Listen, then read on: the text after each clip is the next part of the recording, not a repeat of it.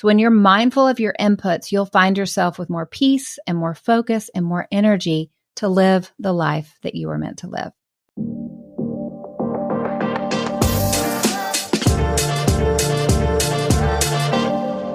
Do you ever feel like your mind is in overdrive, constantly buzzing with too much information? It's like your brain is running a marathon, but instead of getting stronger, you're just getting more and more exhausted. Nobody has any idea about that, right? Wrong. I feel like it's most of us a good part of the time. Today, I'm going to share a surprising 3-step formula that can help you hit reset and kind of reclaim your peace of mind, because I think this is how most of us are living right now. We know that what we eat will affect how we feel, right? That's normal. We eat too much sugar and we crash. We don't eat enough protein and we feel tired. I'm all about the protein life. But I want you to think about how the information you consume really impacts your mood and your focus and your relationships. It does. The wrong inputs will drain your energy, it will increase your anxiety, and it'll keep you from being your best self. Most of us know to be able to guard our peace, we need to stay connected to God. We need to have prayer time every day. But we also forget a really important next step. We need to have an information diet. Think about if you fed your mind junk food all day. It might seem harmless at first, but over time, it takes a toll. And the truth is, we are all drowning in information these days. But here's the thing. It is making it harder for us to clearly think and really focus. By cutting down on the information overload, we can give our brains a chance to breathe and actually process what matters. Because not all information is created equal. By choosing what we consume intentionally, we free up our mental energy for the things that truly matter, whether that's chasing a big dream or just being present with people that we love. When we are constantly bombarded with information, we end up only half paying attention to everything. But by cutting back, we can actually be fully present. We can be engaged in what's right in front of us.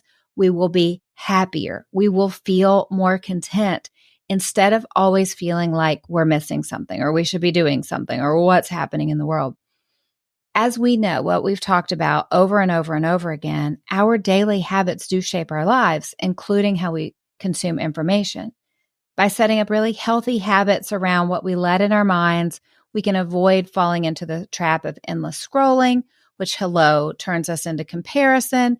We compare our real life to everyone's highlight reels on social media, or, listening to a clickbaity news podcast, or, whatever the drama online of the day is. And we can focus on what actually lifts us up.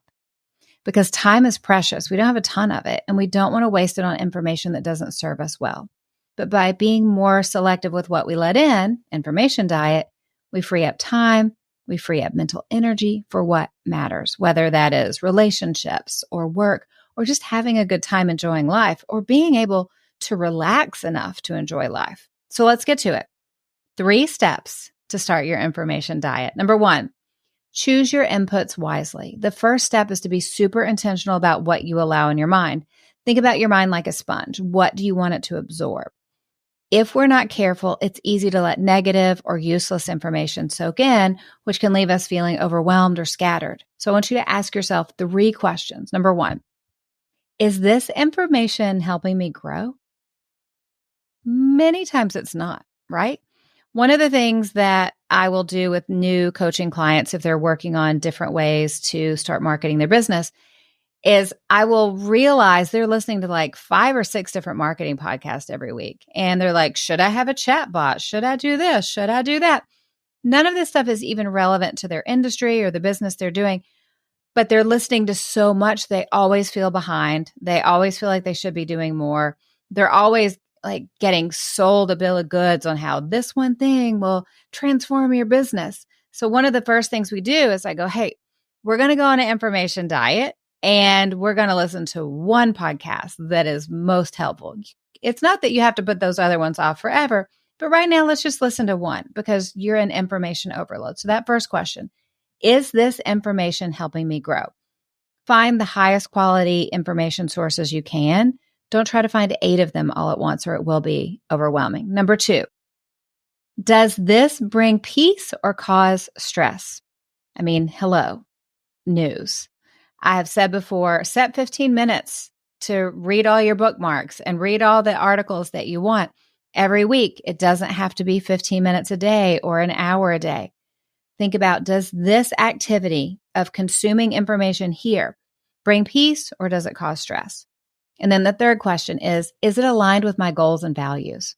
Is this information that I'm taking in helping me become the person that God wants me to be? Is this aligned with where I see myself in the future? Is this helping me today become the future version of myself that I want to be? If it's not, you want to cut it out. So here's your action step with number 1. Take a look at your social media feeds, your news sources, the podcast you listen to, and even the conversations that you're in. Are they adding value to your life? If it's not, it's time for a little cleanup time. I want you to unfollow or mute accounts that don't uplift you. I want you to prioritize content and information that inspires you, that teaches you, that helps you become the person that you want to be. That's number 1. Step 2, I want you to limit your consumption. We all love a good binge watch session or a deep dive into our favorite podcast, but too much information can weigh you down, okay? This second step is all about setting boundaries on how much you consume. Just like with carrot cake, moderation is the key. I don't like moderating my carrot cake intake, but it's important. We don't want to stuff ourselves to the point of discomfort. So your action step with this is set specific times during the day that you are going to do certain things. I'm going to check email from 11 to 11:45 and then 3:45 to 4:30 every day. And then don't do it. Your thumb is going to twitch. You're going to want to check your email. You're going to sit down on your couch with your phone and your thumb is going to twitch because you're going to want to open TikTok. Set times. It's not going to be easy to do this, but we have all been in a time period in our day where we needed to be focused on our work and we lost 45 minutes answering email that wasn't critical. Or we wanted to sit down and read a new book that we have, but we opened up Instagram and it's an hour and a half later. And what are you doing? You're looking at otter videos. Okay, that's me. But it is important to start going, okay, I may love this, but I'm going to put some boundaries around it. So I want you to think about that. I want you to use the time when you're not in email or social or anything else and focus on your life. Be present to your life. This way, you're not constantly distracted by the latest notification or the latest headline. Here's a tip. If you catch yourself in a scroll and you can't get out, remind yourself, I have something high value to my life to do. Whether that is sitting and praying, or it's reading a new book, or it's spending time with someone you love. No one ever gets off of social media on a scroll and goes, man, that was an hour well spent, right? Whatever it is you need to remind yourself of when you're in that scroll and you can't get out, think about it in advance. Remind yourself of what you want to say. This is a simple tip, but it works because the truth is simple things work. Don't overcomplicate it. Last step. Feed your mind with positivity. You know, I like to talk about it. I like to talk about optimism. I like to talk about positivity because it's important and it can be learned. If you are going, Allie, I'm not a positive person, I'm not an optimistic person, I wish you'd stop talking about it. Our minds are plastic. God designed our minds to be changed. We focus on what we want to become and we will become that. So we're going to talk about positivity. Stay with me. Just like your body needs healthy food to stay healthy, your mind needs positive, uplifting content to stay strong and clear. Imagine your mind as a garden. I know it's an illustration that's been used a million times. It's been used a million times because it's amazing.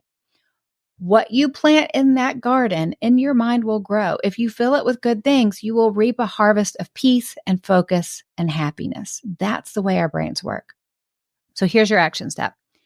I want you to start every day with something that sets a positive tone. Prayer, move your body, a motivational podcast, a few minutes of reflection, journal time, whatever it is. This simple habit can set the stage for a really productive and positive day. It'll help you stay focused and grounded no matter what happens. If you start your day with kids in your face, complaining, whether they are toddlers or teenagers, or you start the day behind the 8 ball and you're running late and you have time to get coffee and you're getting out of the house and the dog threw up on the carpet, you're not going to feel great. Set your alarm a little bit earlier, go to bed a little bit earlier because sleep is super, super important, and have some time for you to be a sane and happy, positive human in the morning. It will make all the difference. Now, here's a tip I have for you. Create a positivity playlist of songs that will lift you up, that will energize you, that will get you in the right headspace. Whenever you feel your energy dipping or your mood shifting in a way that you don't want it to, you can turn to that playlist for a mental boost. Now, if you want to sneak with my playlist, you can go to Spotify. We'll link it in the show notes. I have a great playlist. I think it's 21 or 22 hours long. Worship for Fierce Faith, worship songs. I can be in the worst mood. And by the time I get to song number 3, I'm in tears and I'm worshiping the Lord and I'm grateful for my life and I'm more positive about what he's doing in my life and that he is not going to let me down and he's going to see me through and the best is yet to come. So feel free to borrow my playlist, but just create the system in your life that when I'm feeling like this, I do this. If this, then that. It's a system. If I start feeling sluggish or I feel my mood drifting, and there's no real reason for it. We don't have to do any deep therapy to figure out what's going on. If this happens, then that. I'm going to turn on a positivity playlist and I'm going to pray for a couple minutes, listen to some music and get going. It doesn't take long. That's it. Okay. There you have it. It's a 3-step formula for being mindful of your inputs and taking on this information diet. It's all about choosing wisely and setting limits and feeding your mind with positivity. So when you're mindful of your inputs, you'll find yourself with more peace and more focus and more energy to live the life that you were meant to live. Now remember, it's not just about cutting out the bad stuff. It's about filling your mind with good. Because when you take control of what you let in, you will be amazed at how much lighter you feel. You'll feel clearer and you'll feel more empowered in your life. Now, this is my last solo show in the Good to Great series. Are you enjoying it? I hope you're enjoying it. Can you tell I'm nervous that you're not enjoying it? How terrible would it be if I did the solo shows and you went, no, I'll take your interviews. So I'm just kidding. I'm just being vulnerable. Next week, when we're together and it's just us, I'm starting the health series. Now, some of it will be about the things we put in our bodies. Some of it will be about the things that go outside our bodies. Next week, I am doing what is probably my most requested show ever, and that's skincare. What actually makes your skin look better? What really works? What's expensive but a waste of time and money? What is inexpensive and works really well? I'm going there. I'm talking collagen. I'm talking red light. I'm talking lasers. I'm talking Botox. I'm talking the whole thing. I'm already working on it for you. I'm writing it out. It is going to be so fun. Okay, now this week, let's talk about what I'm loving this week. I shared with you before that I had a getaway with some of my clients down in Orlando in August. We had a great time. It was so hot, so we focused on water things. We did, water coasters and lazy rivers and swimming with dolphins and snorkeling with rays. But we were in this big house together so we could have networking time and girlfriend time. And they surprised me for my 48th birthday. I had no idea they were throwing me a party. I came in and it took me a while to process what was happening. I may have teared up. I've never had a surprise party in my life. It was amazing. I told everyone it was way better than GMA for my birthday the year before. But the theme of all the gifts they gave me were spa and beauty. I mean, imagine that, right? And if you're watching on YouTube, you can see the picture of this. This is a scalp massager. Now, these little points, it has all these little points on it. It looks hard. They're very soft or they're squishy. If you aren't watching and you're just listening, I'm going to link this in the show notes, but imagine a circle that you hold in your hand with little squishies and you put it on your hair. How did I live 48 years without having a scalp massager? It feels amazing. I love it so much. Now, you can have it in the shower. You can use it to wash your hair. It just feels lovely. And if you have ever thought to yourself, do I need a scalp massager? The answer is yes. You need a scalp massager. When do you need a scalp massager? Yesterday.